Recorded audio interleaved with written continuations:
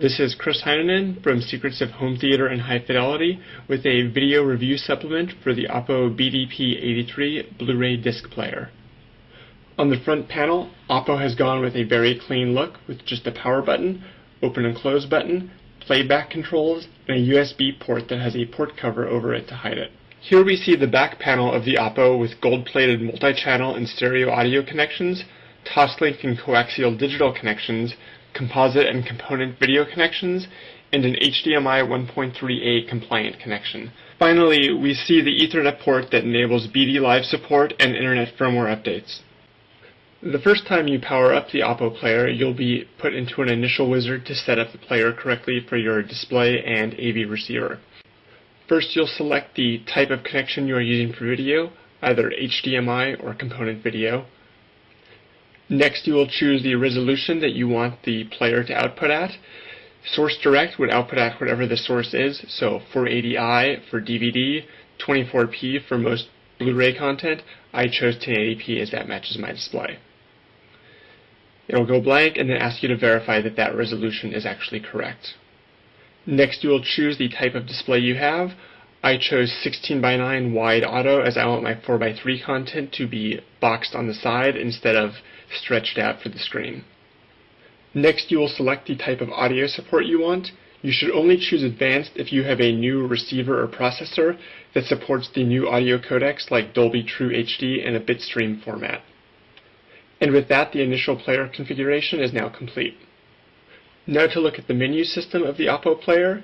Here we see the playback setup controls. We can choose what language we want for menus, our parental control options, if we want icons to pop up, if there's alternate angles or picture-in-pictures, our SACD priority, do we want multi-channel, do we want stereo, do we want CD mode, our DVD audio mode, DVD audio or DVD video tracks by default, autoplay mode, do we want to automatically start playing when there's a disc in there, and playback control, do we want that turned on or off. Next we have the video setup options. Under picture adjustment, we have a wide variety of controls that can be customized, such as brightness, contrast, edge and detail enhancement, noise reduction, YC delay, and the border level. This allows a lot of control over the output of the player if you can't set these in your TV, for example. We then have the primary output. We set this to HDMI earlier, our TV aspect ratio. Our TV system can be NTSC for the US, PAL for most of Europe. Our output resolution we already set to 1080p. We can also turn 1080p 24 on or off here. And under HDMI options, we have a few more things that can be set up, such as deinterlacing mode, Q correction, color space. So if we support deep color, we can also turn that on. Most of these you'll want to leave at auto, as that will choose the correct choice for you.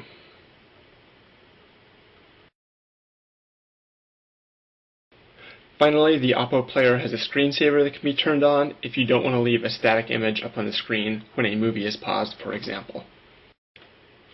Moving on, we have the audio format setup, so we can turn on the secondary audio feature of Blu-ray.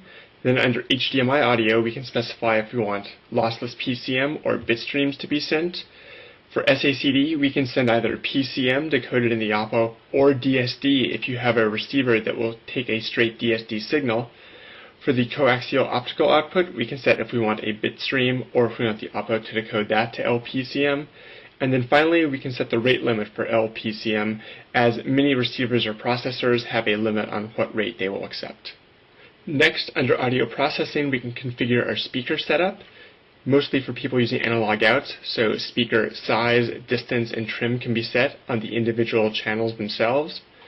We can also set how we want this to downmix audio, so to left, right towers, to stereo, to 5.1, or to 7.1 surround. I'll set mine to 5.1 since I have a 5.1 setup.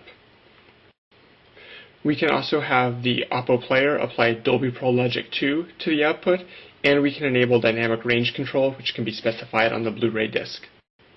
Under the device setup, we see some more controls, such as the front panel dimmer, what mode for on-screen display, which remote control code in case you have multiple OPPO players, if you want HDMI control turned on, Persistent storage keeps track of the BD video information that is saved internally, and you can erase all of that if you wish, in case you run out of room eventually, for example. Then you can reset the factory defaults, view which current firmware you're on, and then you can go and do a firmware upgrade as well, which can be done via USB, via Ethernet, or via a disk if you wish to burn it to a disk. The firmware notification will notify you if a more recent firmware has been released for your player. OPPO is very good about doing firmware updates, and we'll see that in a second. Finally, we can look at our network setup to see if we are connected. Right now I have DHCP set up, though I'm not connected, but we will look at a firmware upgrade next to see how that goes. OPPO is very good about providing firmware updates for their players, either to enable new functionality or to fix bugs that have cropped up. In this case, I'm installing the firmware from USB. Most of them can be installed via Ethernet, but sometimes you need to install it via USB or to burning a disk because there's additional features that need to be installed.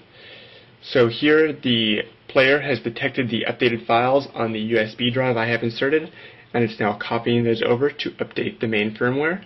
You can see this is going very quickly. That's been completed. It's found now an update for the MCU, which is one of the things that cannot be done over Ethernet, so it's copying that over from the USB drive now.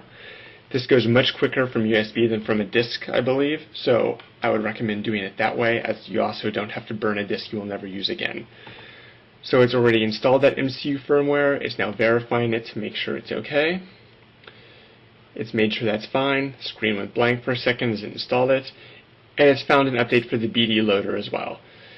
This is a rare case where all three of these need to be updated, so it's going through and installing the BD loader firmware now.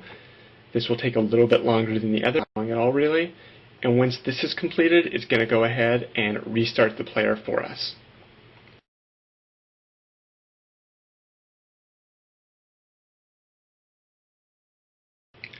Now I will look at the home menu feature of the OPPO player, which lets us play either a disc that's inserted or media off of a USB drive. So here I can see for music, I can either play the SACD disc I have inserted or from a USB drive. Movies, same choice, USB or SACD. And as we move down to pictures, we'll see the same choice as well, where we can do either from the USB drive there or from the SACD that is inserted. Here I'll bring up a picture that I've copied over. So this is going to load up, and we'll see pictures are brought up from the USB drive. We can rotate these, we can zoom in on these, and do whatever we want with them. Now I'm going to go back out and go to music. So here I'll look at an album I've copied over to the USB drive. I select 10,000 Hertz Legend from Air. Going to bring that up. And you see when we bring this up, if I had album art and such for this, it would display when I selected this file to start playing, and all the information will come up on the screen.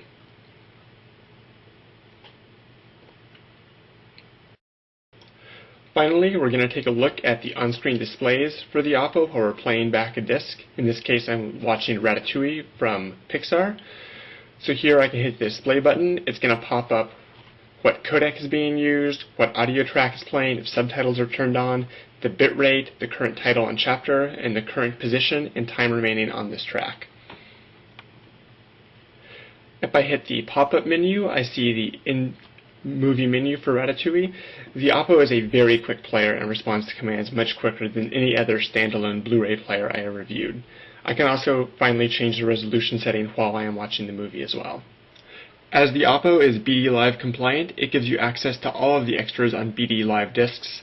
In our example here of The Dark Knight, this includes additional extra features on the movie trailers for other films coming from the same studio, as well as the ability to record and share your own commentary tracks for the film, or to view commentary tracks that are recorded by other people for the movie as well. To read the complete review of the OPPO Blu-ray player, please visit Secrets of Home Theater and High Fidelity at www.hometheaterhifi.com. Thank you.